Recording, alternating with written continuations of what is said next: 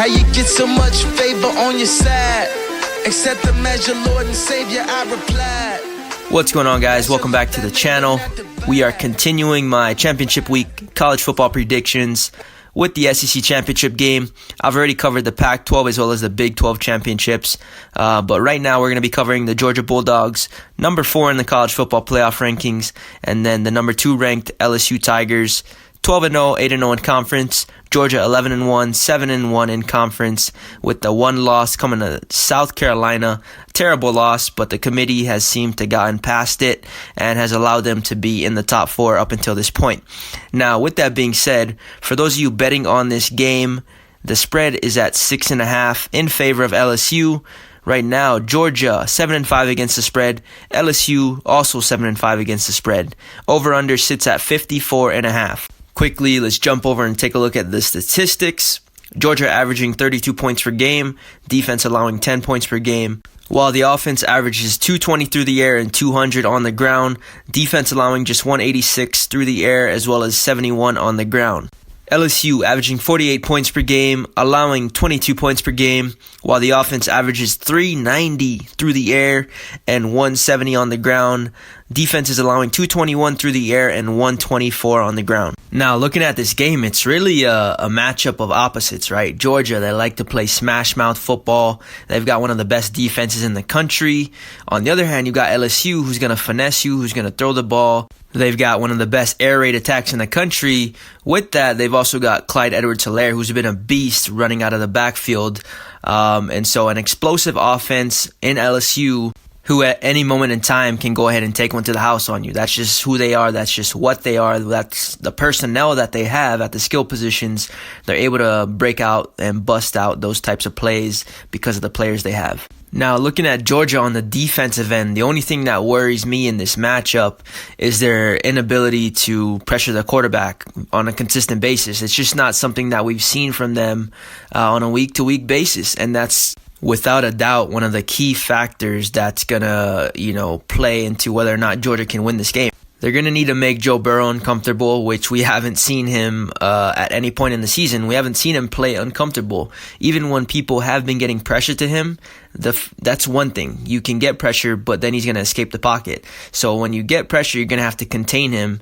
And when you get hands on him, you're going to have to take him down. Because we've seen Joe Burrow. This guy is gritty. He's going to want to break tackles. He's not going to go down easy. At any point in time, Joe Burrow is looking to make a play. He's going to keep fighting until the play is completely dead, until everything is lost. He's going to be looking for that next option.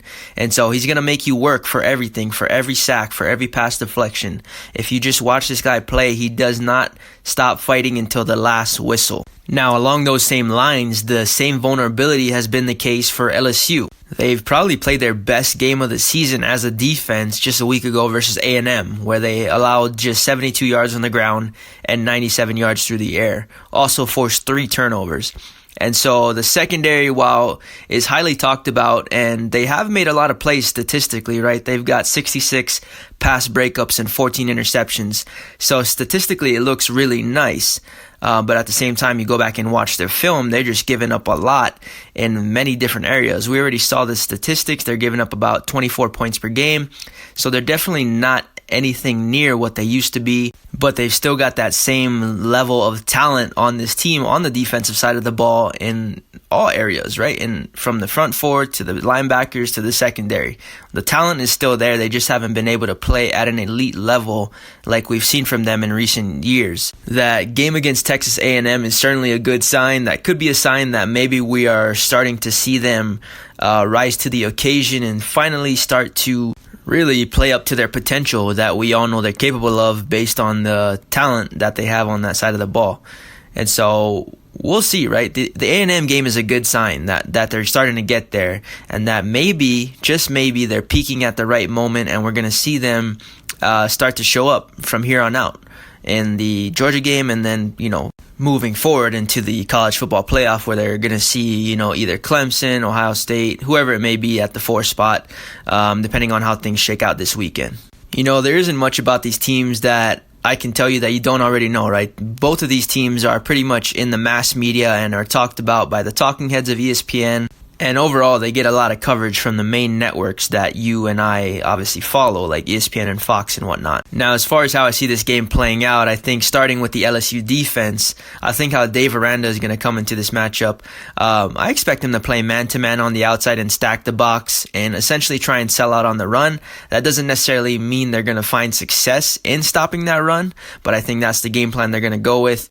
I think there's a lot of confidence in these DBs. We've got Christian Fulton as well as Derek Stingley Jr., who's been phenomenal both in man-to-man coverage. They've also had some struggles here in the season, but this Georgia offense isn't one of those air raid attacks that I think they should necessarily feel threatened by, as well as Georgia losing their best wide receiver in Lawrence Cager from a one-on-one perspective in a 50-50 ball type situation.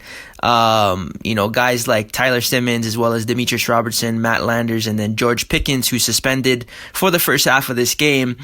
It's not something that is a big threat to them.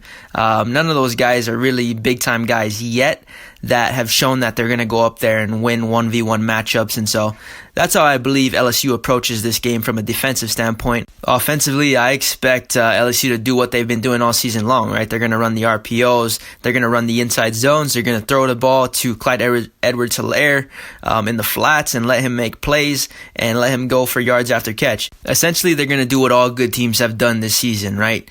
They get their playmakers the ball in open space, and they let their playmakers make plays. Defensively for Georgia, I think they're going to end up sending extra defenders. Like I talked about earlier in the podcast, they just haven't been able to get organic pressure from their front four, front three, whatever it may be, but they do have the personnel on the outside to be able to match up in man-to-man coverage. Eric Stokes, DJ Daniel, at the third level, they got J.R. Reed as well as Richard LeCounte. So their secondary is very good, but this is going to be obviously the best offense that they've seen all season long, not only from a schematic standpoint, but as well as from a personnel standpoint.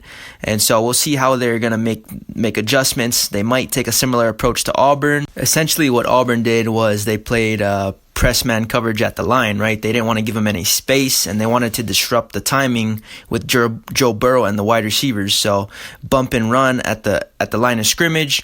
Now, that's definitely risky. If they get by you, then, the area behind them is vacated depending on how many safeties they've left back there. But we'll see how they adjust and what type of adjustments they make. I do think they have the personnel to make this a very good game and make it very tough on Joe Burrow. However, at this point, I just think there's too many weapons on that LSU offense for Georgia to account for right now. Unless we see something from Georgia that we haven't seen consistently all season long, or we haven't seen from Georgia yet, that's a factor that is unknown. I don't think Georgia really ends up winning this game. Don't get me wrong, I expect that Georgia offense to find success. I expect them to wear down that LSU defense, and I expect that to bleed into the second half where Georgia starts finding more and more success. But depending on where the score is at and how many stops their defense has gotten up until that point, that's going to decide whether or not they're going to have to change their style of play and move into a more air raid type attack. Overall, I think if Georgia has a chance to win this game, I think it's going to start with turnovers, and I think it's going to be predicated on how well their defense plays, how many stops they can get. If they can't make any stops, obviously it's going to be a long day because Georgia hasn't shown that they can be explosive on a consistent basis. They haven't had a lot of success throwing the ball downfield throughout this season, and I'm not expecting that to change in this game. All that being said, based on everything I've seen from this team throughout the year, all the film I've watched, I think LSU is going to win this game 31-24. Once again, my final score, LSU wins 31-24. Regardless of the outcome, I think it's going to be one of the better games played from a matchup standpoint throughout this season that we've seen. And as always, like, comment, subscribe. If you have any suggestions, opinions, you know what to do. Hit me up on social media. Drop them in those comments, wherever you want to message me, whatever it may be. Thanks for listening to the end. Appreciate all the support. Hope you guys have a great rest of your day, evening, or night. This is Just Another Critic, signing off. Peace. His light shine the brightest in the dark. Single mothers know they get my heart.